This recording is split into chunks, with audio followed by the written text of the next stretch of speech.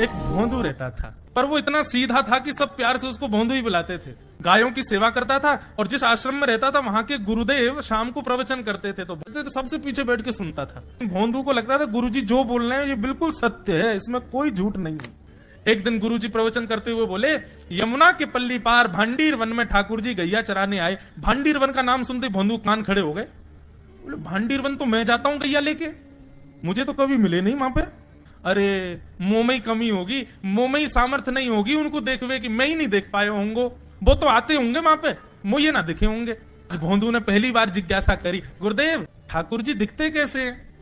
तो गुरुदेव भी हंस गया, अच्छा भोंदू पूछ रहा है, बैठ जाओ बताते हैं। मोर मुकुट पहनते हैं ठाकुर जी, और बोले 2 कान हैं लेकिन कुंडल एक ही पहनते हैं। ठाकुर जी ऐसे पुष्प तोड़ के कान के ऊपर लगा लेते हैं, दोनों कानों में एक ही कुंडल को फेर फेर के पहनते। ठाकुर जी पीली पीताम्बरी, ऐसी ठाकुर जी पीली पहनते, पीली पीताम्बरी।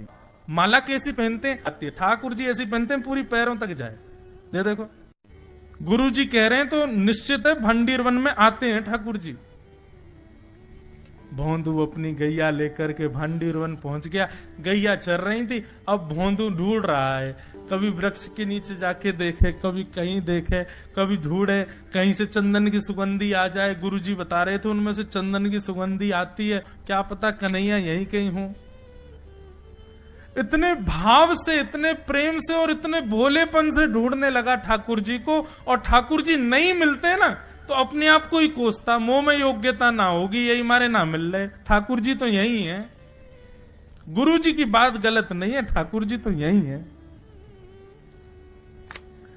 उसके उस सहज भाव पर, उसके उस सरल भोंदू पने पर ठाकुर जी रीत। और इतने में ही भोंदू हताश निराश उदास बैठा था, खुद को कोस रहा था, मुंह में योग्यता ना है, मुंह ठाकुर जी मिलना है रहे। इतने में ही देखा सामने से असंख्य गायों का झुंड आ रहा है, और भोंदू ने जैसी उन गायों को देखा, ऐसी गाय कभी देखी नहीं, अलग गाय, सींग चमक रहे हैं, सींगों के ऊपर के भाग में सोने चांदी मढ़े हुए हैं, ऐसी ऐसी सुंदर सुंदर तंदुरुस्त गैया।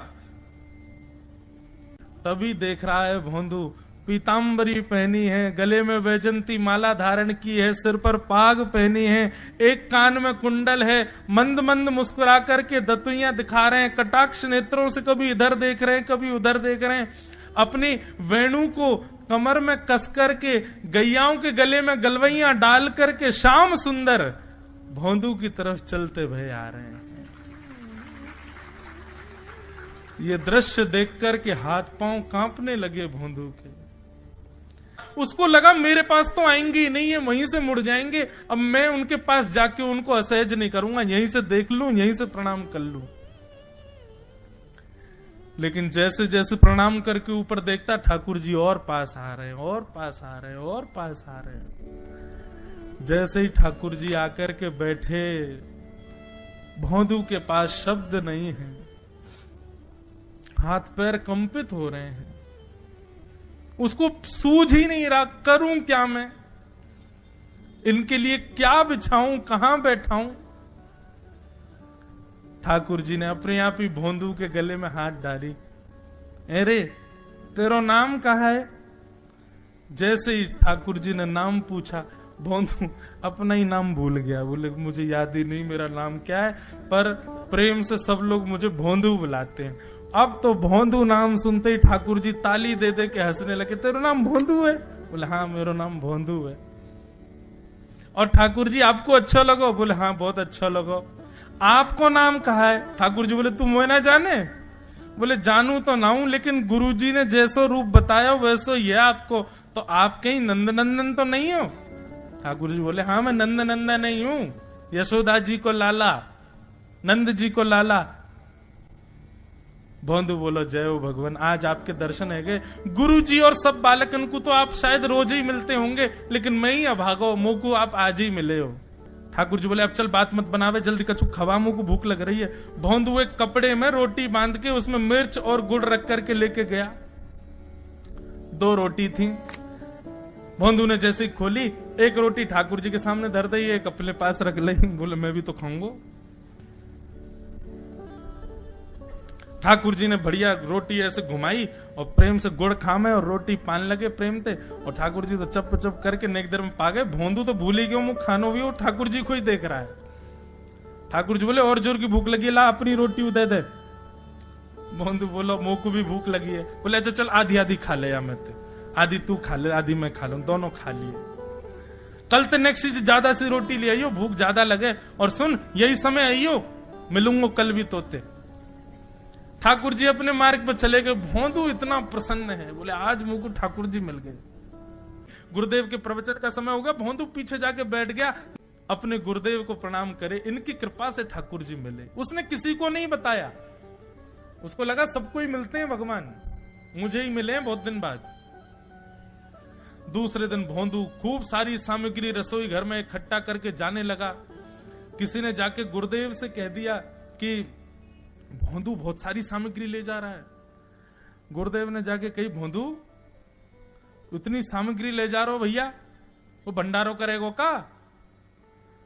नहीं गुरुजी भंडारो तो नहीं करूंगा, वो नंद नंदन नाम है, वो यशोदा नंदन मदन मोहन, वो अपनी गैया चरा के आए, कल भी आए, मेरी रोटी खा गए, मैं भूखो ही रहेगो कल।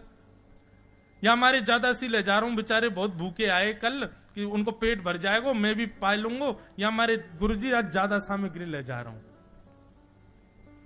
गुरुदेव ने मन में सोचा ये बात कोई और कहे तो अविश्वास किया जा सकता है, लेकिन भोंदू झूठ नहीं बोलता। भोंदू कभी झूठ नहीं बोलता, भोंदू की बात पर विश्वास करना ही पड़ेगा। गुरुदेव बोले सुन सुन, ठाकुर जी आए थे? बोले हाँ। अच्छा, उनका रूप कैसा था? जैसा रूप आपने बताया था ना गुरुजी, बिल्कुल वैसा, ऐसे कटाक्ष नेत्र, मोती जैसे दांत, ठाकुर जी की मुस्कान ऐसी, पाग ऐसी, कान ऐसे। गुरुदेव के तो नेत्र बंद हो गए, वे सब अनुभव करने लगे। लेकिन गुरुदेव बोले रूप कैसा भी बता दे, चरण यदि इसने बता दिए तो मैं मान जाऊंगा कि ठाकुर जी थे। अच्छा तूने चरण देखे? बोले हाँ गुरुजी मैंने चरण देखे। चरण कैसे थे? ठाकुर जी के चरण जब वो चल करके आगे बढ़ते हैं ना तो चिन्ह बन जाते हैं। कहीं ध्वजा बनी थी, कहीं शंख बना था, कहीं कुछ बना था। और उनके जो नखून है ना, उनमें से ऐसा लगता है मानो जैसे कोमल का पराग हो, कमल का पराग हो। और चरणों का रंग कैसा, जैसे मानो जैसे गुरुदेव कमल होता है ना, कमल की आकृति, ऐसे ठाकुर जी के चरण। जब चरण का यथावत वर्णन भोंदू ने कर दिया, गुरुदेव समझ गए, बोले निश्चित ठाकुर जी आते। नहीं तो भोंदू कहां जाने, इतनी बुद्धि नहीं है उस पे कि वो इतना सब कुछ ढूंढ धाड़ के मुझे बताए। भोंदू एक काम करेगा? बोले हाँ। ठाकुर जी आएंगे तो तेरे सखा बन गए? बोले हाँ। तो उनको लेकर के आश्रम आ जा, यहां पे आ जा। भोंदू बोला कि इतने योग्य बालक हैं, लेकिन ठाकुर जी ने किसी से नहीं कही, मुझसे कही है। अगर मैंने ये काम नहीं किया तो मेरा जीवन व्यर्थ है। भोंदू को लगा ठाकुर जी सबसे ही मिलते हैं, गुरुजी किसी से भी कह के बुलवा लेते, मुझको काम दिया। भोंदू ने तो उसको अपने हृदय में ले लिया, अब ये काम मुझे करना है। बोले गुरुजी मैं वचन दे के जा रहा हूं, ठाकुर जी को मैं लेके आऊंगा। जा बेटा। भोंदू वन में चला गया। अब तो उसको मिलने की भी एक्साइटमेंट नहीं है और कोई उसके मन में भाव ही नहीं है, उसको ये है बस ठाकुर जी को मैं ले जाऊं। जाकर के बैठा, ठाकुर जी अपनी गैया चराते भये, ठाकुर जी आए। रूप देख करके फिर से भावुक हो गया भोंदू। ठाकुर जी आकर के बैठ गए, बोले चल जल्दी निकाल रोटी, भूख लगी है मुंह को।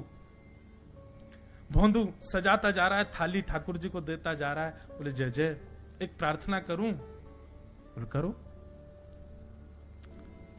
आप मेरे संग मेरे सखाओ ना आप? बोले हाँ तेरो सखाऊं, तो मेरी बात मानोगे? बोले कहा आप मेरे संग आश्रम चलो गुरुजी। ठाकुर जी रोटी पाते जा रहे, ठाकुर जी ने अनसुनी कर दी बात। बोले जय जय कछु कहो ना, आप चलोगे ना? ठाकुर जी बोले हम तेरे सखा हैं, तेरे गुरुजी के सखा नहीं है। तू मोते मिल, तू मेरे संग खा, तू मेरे संग रहे, तू कछु कर, तो कुछ सब अधिकार है, लेकिन ये हम गुरुजी ते मिल बातें मिल ये सब हम नहीं करेंगे। हम बस तेरे सखाएं तो ये जाने और कोई ये ना जाने। ए जय जय ऐसा मत कहो ना, वे नहीं बताते तो मैं तो आपको देख ही नहीं पाता, मैं तो आपको जानता ही ना हूं। उनने ही तो मुझको बताई कि आप भांडीर बनाते हो, आपका रूप ऐसा है, उनने कृपा करके मुझको आपसे मिलवाए हो, वही हमारी मित्रता के मूल आधार है, उनसे तो मिलवे चलो ना। ठाकुर जी बोले देख ज्यादा जिद मत करे, हमने तो उसे एक बार कह दी हम नहीं जाएंगे नहीं जाएंगे नहीं जाएंगे। ठाकुर जी रोटी पा रहे थे तो भोंदू ने हाथ से रोटी और छनाई बोली ये भी दो, ये भी गुरु जी की है, लाओ ये मिर्च गुड़ सब दो, ये सब गुरु जी को, ये भी मत खाओ। और सुनो, यदि हमारे गुरु जी से आपको प्रेम नहीं है तो हमको आपसे प्रेम नहीं है। कल ते अपनी गैयान को लेकर कहीं और चरावे जाओ, होंगे तुम नंदन नंदन अपने गांव के, मेरे गुरु जी के पास नहीं जाओगे। और सुनो, ये मुंह में जो रोटी रखी जाओ को उगल ले आओ, ये भी गुरु जी की रसोई में बनी है, हमारे गुरुजी से नहीं मिलेंगे। ठाकुर जी बोले अरे भोंदू ने रुक तो नहीं नहीं नहीं, अब तो मैं सुनूंगा ही नहीं, आपने ऐसे कैसे कह दी नहीं जाएंगे, 3 बार नहीं जाएंगे नहीं जाएंगे। और ये भांडीरवन मेरो है, मैं यहां गैया चरावे आऊं, कल से अगर तुम और तुम्हारी गैया दिख गई मुंह को तो तुम्हारी गैयान को लेके मैं चलो जाऊंगा आश्रम, फिर तुम्हारी मैया बाबा तुमको मारेंगे। ठाकुर जी बोले अरे भोंदू इतना नाराज, मोह ना मिलनो तुमते, मोह कोई गरज ना पड़ रही तुमते, आज तक नहीं मिले, कल ही तो मिले हो मोते, वो भी गुरुदेव की कृपा से मिले हो, जाओ मत मिलियो, मुझे ना चाहिए तुम। ठाकुर जी बोले मैं तो ना जाऊंगा, मैं तो तेरे पास ही रहूंगा। बोले तुम मत जाओ मैं जा रहा हूं। कि जाने लगा वापस भोंदू, ठाकुर जी पुकार रहे हैं भोंदू को, अरे भोंदू ने रुक तो जा। भोंदू बोला अपना मुख भी नहीं दिखाऊंगा यदि आप नहीं चलोगे तो। भोंदू थोड़ी दूर गया, ठाकुर जी को लगी वापस आ जाएगा, थोड़ी और दूर गया, लगा अब आ जाएगा, लेकिन जब भोंदू दिखना बंद हो गया हमारे ठाकुर जी विचलित हो गए, दौड़े भोंदू की तरफ। ठाकुर जी दौड़ करके गए और जाकर के भोंदू के पिद्दी पे चढ़ गए, बोले ले चल अपने गुरुदेव के पास, चलूंगा तू जहां कहेगो लेकिन तो दूर नहीं जान दूंगा। और भोंदू ठाकुर जी को ऐसे ऊपर चढ़ा करके लेकर के आश्रम जा रहा है। गुरुदेव आकर के खड़े हो गए और मन में बस विचार कर रहे थे, हाथ पांव कांप रहे थे, बोले ठाकुर जी आएंगे कि नहीं। इतने में ही भोंदू आया और तभी देखा भोंदू की पिद्दी पर ठाकुर जी टंगे भय आ रहे हैं। आज गुरुदेव ने जाकर के पहले भोंदू को प्रणाम किया, बोले जय हो धन्य है। इतनी तपस्या की, इतना भजन किया, घर परिवार त्याग दिया, वैराग्य त्याग सब हमारे जीवन में, तब भी ठाकुर जी नहीं मिले। लेकिन वारे भोंदू तेरी सरलता, तेरी सहजता, तेरा ये निर्मल भाव कि ठाकुर जी